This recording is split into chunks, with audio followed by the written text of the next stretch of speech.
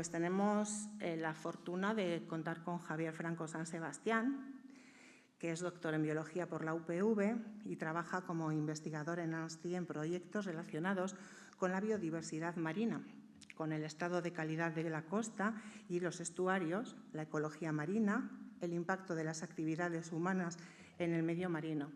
Ha participado en proyectos para entidades privadas, públicas, así como en publicaciones científicas y presentaciones en congresos científicos. Participa como docente en varios másteres de posgrado de la UPV-EHU.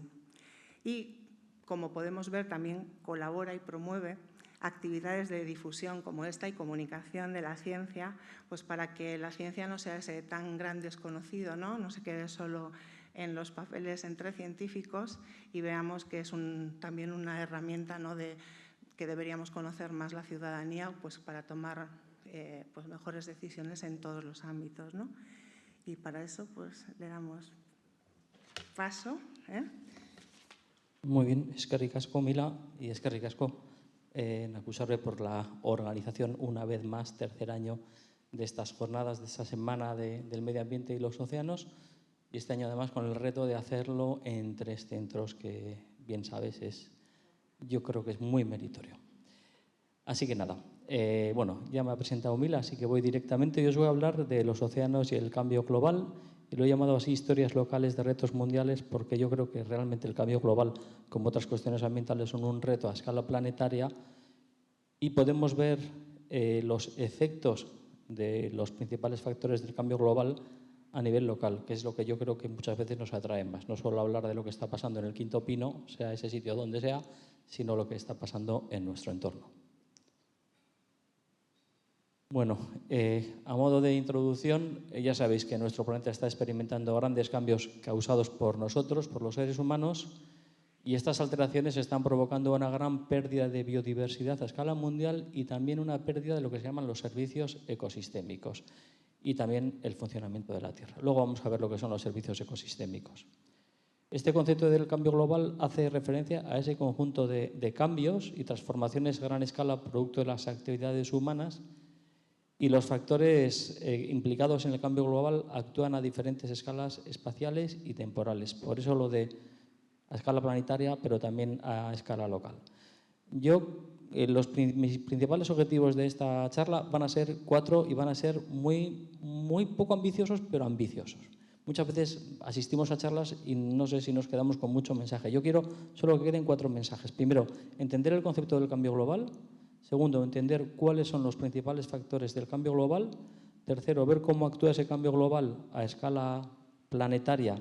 En mi caso voy a hablar del medio marino, que es de lo que mejor conozco, aunque ya veis ahí fotos de especies y ambientes que no son el medio marino, porque a mí me gusta también hablar del cambio global en un sentido amplio, pero hoy me voy a enfocar en el medio marino. Y cuarto, también quiero mostraros algunos casos o ejemplos de cómo actúa a escala local y de cómo en algunos casos tenemos ejemplos de cómo los efectos del cambio global se pueden controlar, reducir e incluso podemos llegar a recuperar sistemas que por todos estos efectos estaban muy degradados.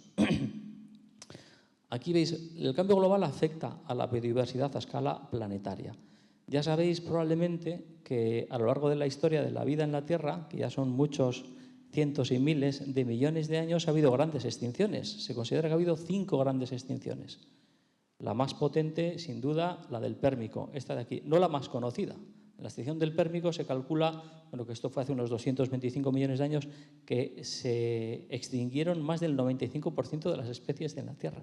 No es la más conocida, porque sin duda la más conocida fue la extinción, esta de aquí, la del Triásico terciario, que fue la del Cretácico terciario, perdón, que fue la que causó, entre otros, la desaparición de los dinosaurios, que ya sabéis que eran unos bichos muy emblemáticos y que lo hemos visto en películas y tal.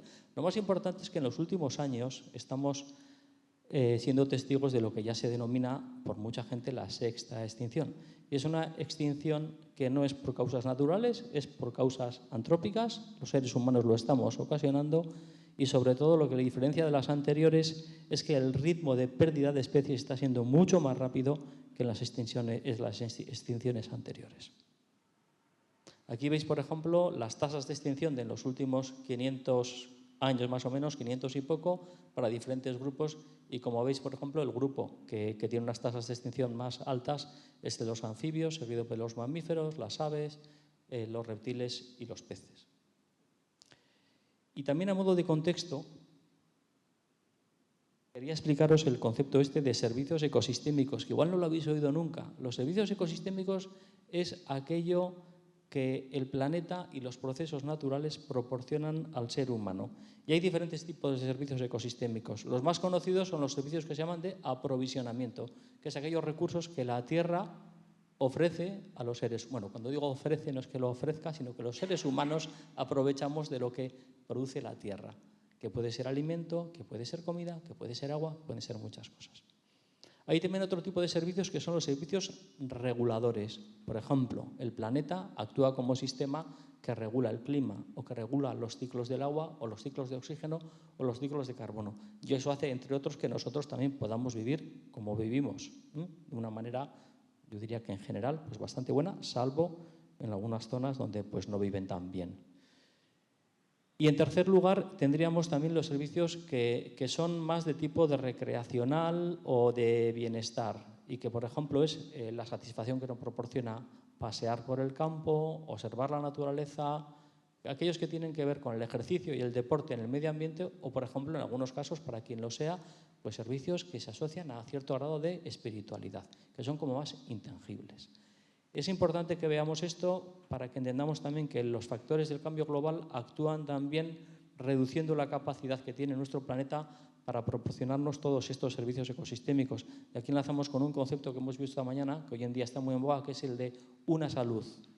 Que no podemos vivir sanos en un planeta que esté enfermos y que los factores de cambio global afectan a la Tierra, a la biodiversidad, pero también a nuestro propio bienestar.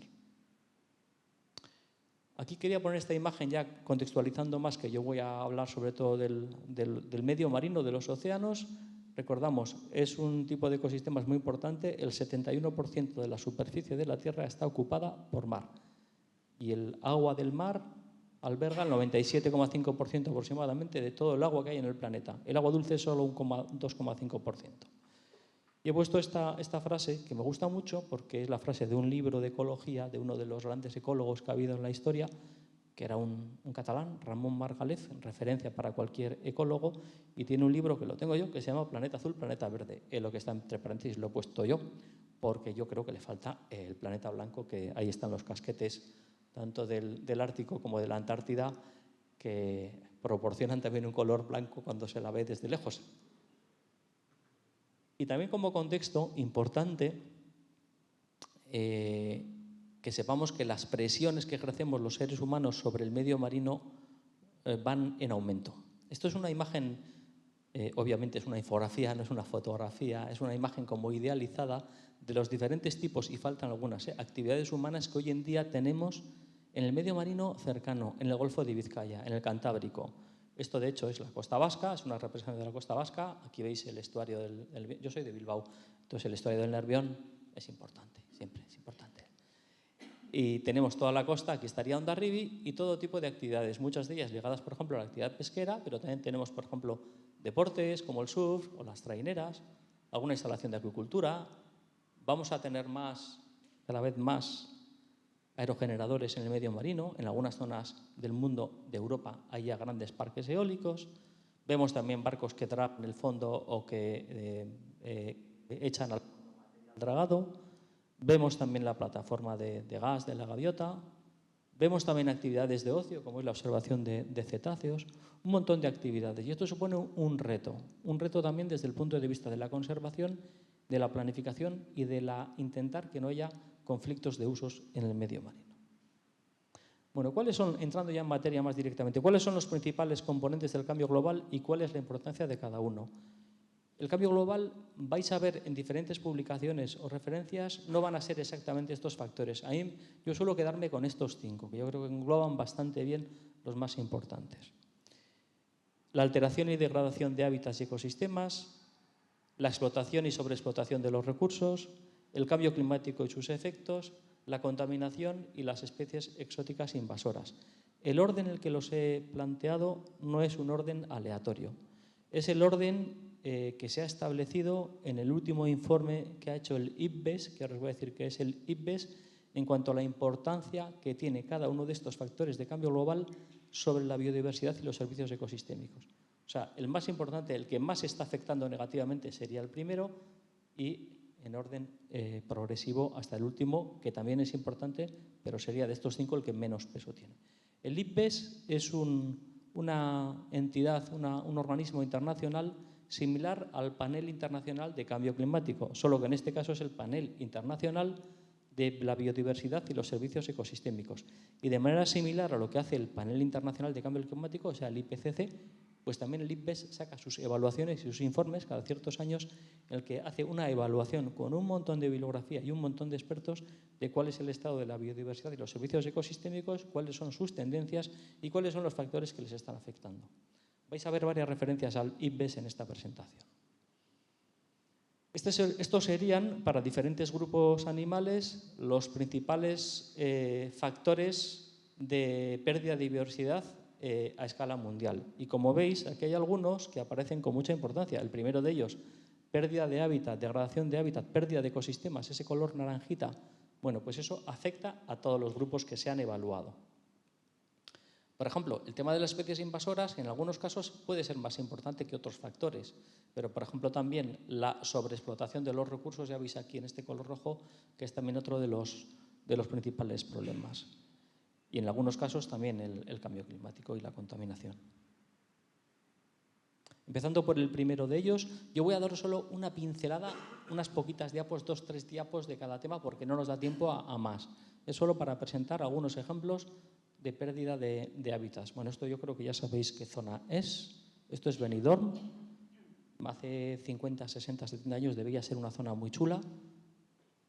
A mí esto ahora no me parece bonito, pero la estética ya sabéis que es algo muy subjetivo. A mí no me parece bonito, pero en todo caso, objetivamente lo que se ha producido es una enorme pérdida de hábitats y una alteración de un sistema que antaño era natural. Bueno, esto está pasando en muchos sitios. Este es un ejemplo como muy paradigmático, pero ahí lo podemos ver en muchos otros sitios.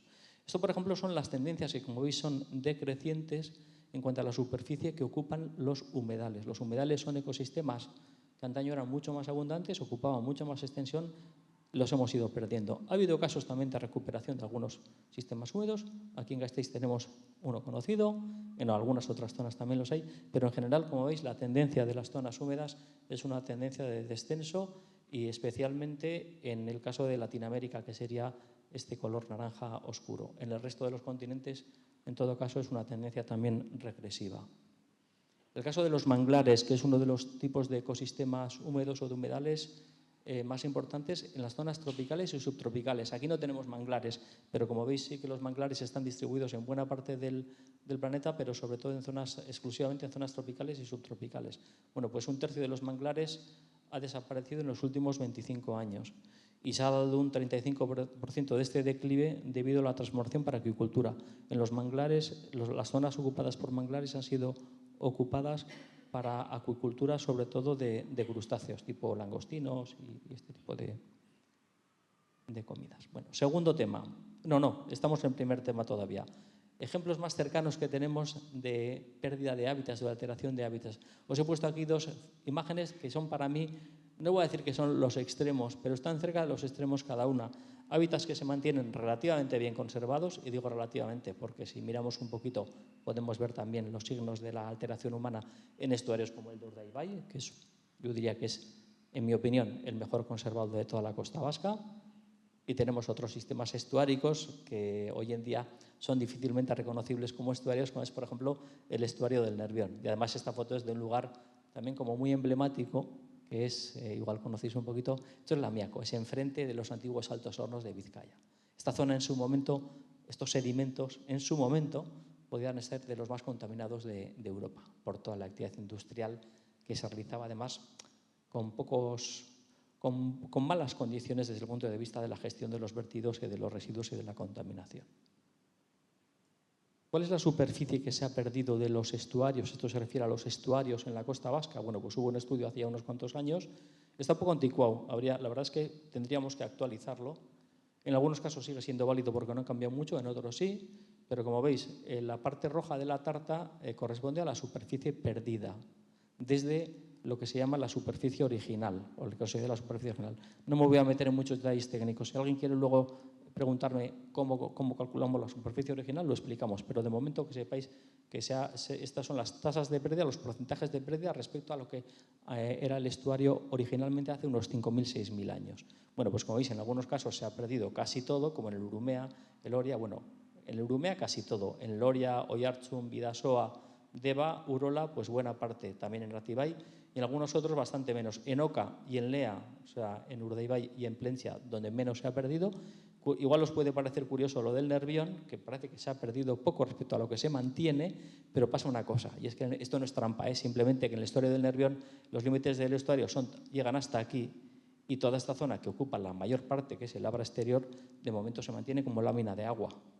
Pero si hiciéramos el cálculo desde aquí, por ejemplo, que igual es una imagen más representativa de auténticos hábitats estuáricos, sería sin duda el trozo de tarta más grande perdido, el rojo, sería el del estuario del Nervión.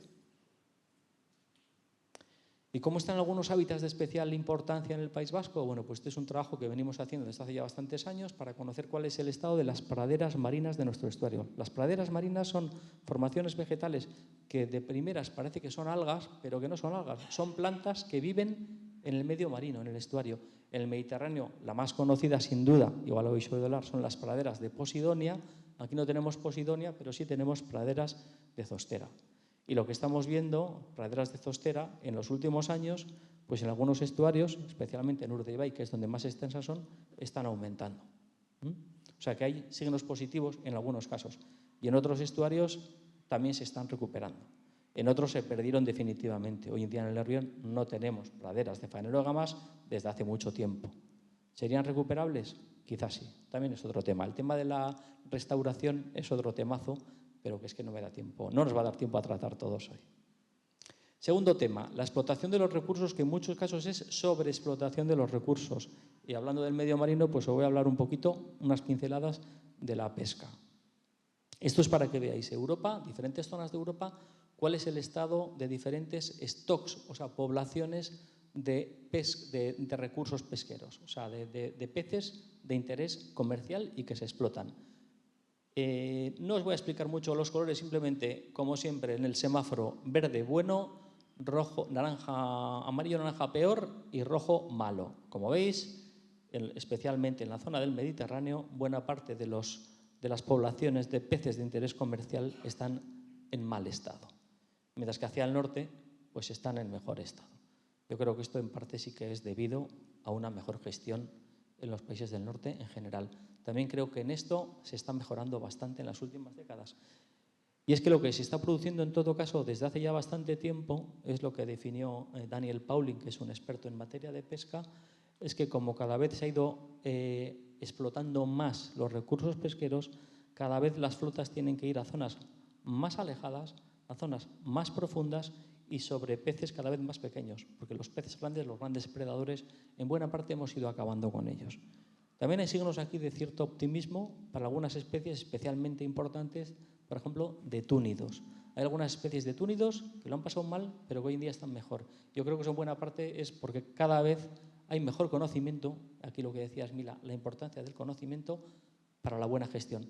Tener buen conocimiento no garantiza la buena gestión. Tener mal conocimiento es casi seguro que si haces una buena gestión es por casualidad, y las casualidades yo creo que no funcionan bien. O sea, aunque no es condición suficiente, sí es condición necesaria un buen conocimiento para la buena gestión. Un caso para mí muy bueno y muy de nuestro entorno es el de la anchoa.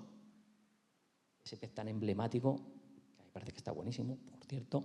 Sabéis que la anchoa, probablemente os acordaréis, hubo unos años en que las poblaciones de anchoa estaban muy mal. Tan mal que se llegó a un punto en el que ya no alcanzaban el nivel mínimo que se considera de seguridad biológico. O sea, lo que se hace es evaluar cuánta cantidad de anchoa hay en el Golfo de Vizcaya para decidir cuánto podemos pescar sin poner en peligro la sostenibilidad del recurso. Allá por los años 2004-2005 se vio que la biomasa total de anchoa había ido por debajo del nivel mínimo de seguridad. ¿Qué se hizo? 5 años sin poder pescar anchoa para ver si se recuperaba. Y efectivamente se recuperó. en el año 2010 se volvió a abrir la pesquería y en los últimos años, aquí veis que hay como dientes de sierra, que es normal en poblaciones naturales, sobre todo de peces pelágicos, o sea, que viven en el mar, que están sujetas a mucha variabilidad interanual, pero lo que estamos viendo es que en los últimos años se están dando cifras récord de cantidad de biomasa de anchoa. Está muy bien, es un recurso que está muy bien. Y esto, por ejemplo, es un ejemplo de una gestión buena basada en el conocimiento, porque si no supiéramos cuál es la línea gris, cuánta cantidad hay, es imposible gestionar este recurso. Cambio climático. Voy a hablar muy poco de cambio climático por una sencilla razón, ya que yo creo que es quizás de los 5 factores de cambio global del que más se suele hablar. Entonces yo tampoco voy a incidir tanto. Bueno, ya veis que no estoy incidiendo mucho en ninguno de ellos por falta de tiempo, ¿no? Pero bueno, el cambio climático afecta a muchas cuestiones. En el medio marino, por ejemplo, esto es para el medio marino, ¿eh? El aumento del nivel del mar, el blanqueo de los corales, la mayor presencia de algas potencialmente tóxicas o tóxicas, la pérdida de hábitats, la acidificación o cómo afecta esto a las pesquerías. Por ejemplo, estamos viendo, lo ha dicho a la mañana Izaskun Zorita, mi compañera de ASTI, que se está viendo cómo hay algunas especies que aparecen cada vez en zonas más al norte, están desplazándose. No voy a hablar de migrar, no son migraciones, sino que son desplazamientos a larga escala temporal. Y aquí veis, por ejemplo, pues las típicas predicciones de siempre del Panel Internacional de Cambio Climático y cómo las observaciones que tenemos en nuestra costa nos dicen que efectivamente el nivel medio del mar está aumentando. Desde hace por lo menos 60 o 70 años está aumentando a razón de un promedio de unos 2 milímetros por año. Nos puede parecer poco, nos puede parecer mucho, pero en algunos sitios dentro de unas décadas puede ser un problema. No os digo ya nada en otras partes del mundo que viven muy, muy cerquita, en algunos atolones del Pacífico que tienen las viviendas muy cerquita del nivel del mar. Y para esto, pues, ¿qué se puede hacer? Pues nosotros hacemos nuestros modelos y nuestras previsiones para ver cuáles son las zonas costeras que están en mayor riesgo. Zonas costeras que en algunos casos incluyen zonas urbanizadas. Y aquí veis, por ejemplo, el mapa de Donosti y aquí el mapa de Zarautz. Y aquí vemos en rojo, por ejemplo, cuáles serían las zonas que podrían estar más afectadas por los eventos de olas extremas, porque uno de los efectos del cambio climático no es solo el incremento del nivel del mar de forma progresiva y más o menos lenta, sino también la mayor frecuencia de eventos extremos, de temporales, por ejemplo. Estas serían las zonas en rojo. Y vemos también ya cuál sería el efecto del incremento del nivel del mar asociado al cambio climático. Con esto se pueden plantear o no, eso ya depende de los gestores, las medidas más oportunas. Medidas duras, medidas blandas, medidas basadas en la naturaleza, lo que corresponda en cada caso. Pasamos ya al cuarto de los factores, que es la contaminación. Y uno de los, para mí, de un caso concreto de contaminación es la eutrofización, que es un palabra que os lo explico. La eutrofización, igual lo he visto hablar alguna vez, consiste en la sobrecarga de sistemas acuáticos, lagos, ríos, zona costera, estuarios, en nutrientes. Las algas aprovechan estos nutrientes, crecen de manera desmesurada y la descomposición de estas algas genera graves problemas. No sé si os acordáis que aquí veis, son ciudadanos chinos quitando las algas que había en la laguna de Qingdao, que era donde se celebraban los deportes acuáticos en los Juegos de Pekín. Tenían un grave problema de eutrofización y tuvieron que estar días y semanas quitando estas algas debido a la eutrofización, porque si no, esos deportes acuáticos igual no se podrían haber celebrado. Bueno, pues la eutrofización es un problema que afecta a bastantes sistemas acuáticos hoy en día en el mundo. Otro tipo de contaminación más cercana, bueno, eutrofización también tenemos en nuestros sistemas. Esto que veis aquí es gente bañándose en la playa de Deva en los años 70. Es curioso porque a mí esto me hace pensar dos cosas, bueno, varias, pero por lo menos dos. Primero, cómo estaban contaminados los ríos en aquella época. Esto venía de los vertidos de una papelera, son espumas. Y segundo, que la gente se bañaba, o nos bañábamos, yo no recuerdo haberme bañado en estas condiciones, pero la gente se bañaba en este tipo de sistemas. Hoy en día esto sería impensable, primero porque no existe esta contaminación y segundo porque los estándares que tenemos la ciudadanía, yo creo, a la hora de utilizar el medio son totalmente diferentes. Esto sería hoy en día, inaceptable, increíble, no podría pasar. Y esta es la zona, pues para mí es muy emblemática, la misma zona de antes del Amiaco, como ejemplo también de zona afectada por la contaminación. Aquí veis, esto es también la ría de Bilbao en los años 60-70. Estos son las escorias mineras. Bueno, pues una buena parte de esas escorias mineras, esto que veis aquí es la lámina de agua del estuario, O sea, esto no es tierra. Se echaba directamente al estuario sin tratamiento. Y los signos de esa contaminación pasada se pueden ver todavía, igual Mila tú ya conoces, esta es la playa de Azcorri, que tiene esta arena oscura, que en realidad esta arena viene de las antiguas escorias mineras que se echaban en Sopela y que las corrientes, parte de esa arena la lleva a la playa, pero no tengáis problema en visitarla porque no generan toxicidad ni peligro para los seres humanos, porque es una especie de polvillo de hierro, de material férrico, que no es muy reactivo. O sea, nosotros podemos pasar por allí y no vamos a, pues supongo que no vais a tragar a la arena, ni vais a inhalarla, no genera ningún tipo de problema. Pero sí es curioso ver estos efectos de la contaminación histórica. De hecho, si vais por allí con un imán, si un día se os ocurre ir a la playa, que generalmente no se nos ocurre hacer eso, pero si vais con un imán vais a poder coger un montón de limaduras de estos materiales de hierro. Bien, otro tipo de contaminación, ya lo conocemos de sobra, y tampoco voy a decir mucho porque creo que es súper conocido, la contaminación por plásticos en el medio marino. Hoy en día, pues los mares, no voy a decir que estén llenos de plásticos, pero hay bastante cantidad de plásticos en todos los mares del mundo, eso sí. En algunos sitios más que en otros. Estas, por ejemplo, las curvas de cómo se ha ido incrementando la producción de plásticos, y estas son las zonas donde se producen más plásticos a nivel mundial. En buena parte, o sea, lo que concentra la mayor parte de los aportes de plástico a la mar es en el sudeste asiático. Habréis visto algunas imágenes que son terribles. Y aquí veis que el problema de los plásticos, uno de ellos es que además sus tiempos de degradación son muy largos. Hay algunos materiales plásticos que pueden tardar cientos de años en degradarse. Y aquí este es un trabajo muy interesante que se publicó en el año 2014, hace ya 10 años, cuando se hicieron unas campañas de muestreo por todos los mares del mundo, una campaña muy importante que se llama la campaña Malaspina, y estuvieron viendo la cantidad de plásticos que había en las diferentes zonas del mundo. Y vieron, como veis, que aquí hay 5 zonas en las que el color más rojo y los círculos más grandes corresponden a mayores densidades de plástico en la mar, y se corresponden a esas 5 grandes zonas que son los 5 grandes giros oceánicos. En estas 5 zonas, y sobre todo el del Pacífico Norte, se generan grandes remolinos oceánicos, que es una especie como los que creamos en casa con un fregadero, pero a lo bestia, de varios miles de kilómetros de diámetro. Estas zonas de remolinos oceánicos constituyen zonas de acumulación de todo tipo de material, también de plástico, y por eso en esas zonas se dan grandes densidades de plásticos. No voy a incidir más y ya pasamos al último de los factores, que es el de las especies exóticas invasoras. Aquí pongo ejemplos de algunas especies que no son marinas, ni siquiera son acuáticas, y algunas que son acuáticas. Pues, por ejemplo, aquí veis el cangrejo japonés, este alga, el sargassum, o el cangrejo azul. Hoy en día las especies invasoras son un problema a nivel mundial porque es que hoy en día hay un transporte de mercancías, de personas también, pero sobre todo de mercancías, por diferentes medios, sobre todo por medio marino. Hoy en día el 80% de los bienes y servicios que se producen en el mundo se transportan por medio marino, y esto supone un montón de barcos que están yendo de un lado para otro. Y en los barcos pueden ir, a modo de polizones, organismos que van de un sitio a otro sitio del mundo, muy alejado muchas veces, y hay veces que estos organismos en ese sitio de destino son capaces de prosperar, incluso son capaces de crecer, incluso son capaces de reproducirse y de colonizar nuevas zonas. Ese es el problema de las especies invasoras.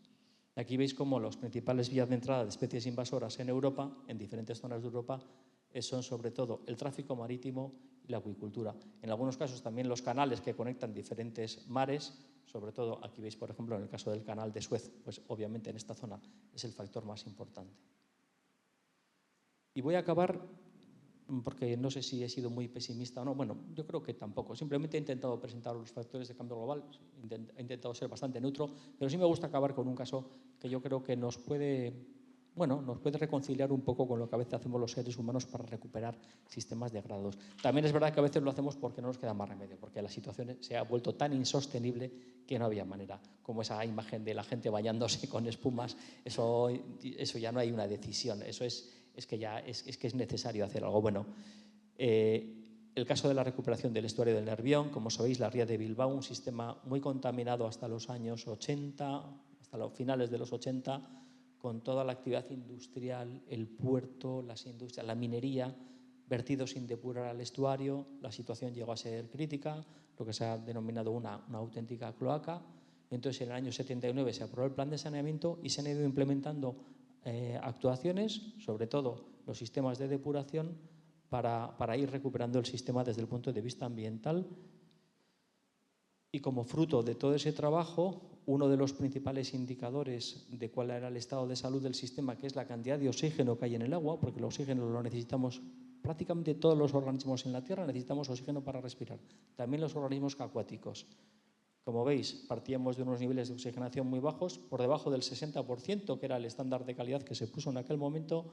Desde hace ya bastantes años, esos niveles de oxigenación son muy superiores al 60%, incluso al 80%. De manera que el oxígeno desde hace ya tiempo no es un impedimento para la vida en el estuario y gracias a eso se han podido recuperar un montón de especies.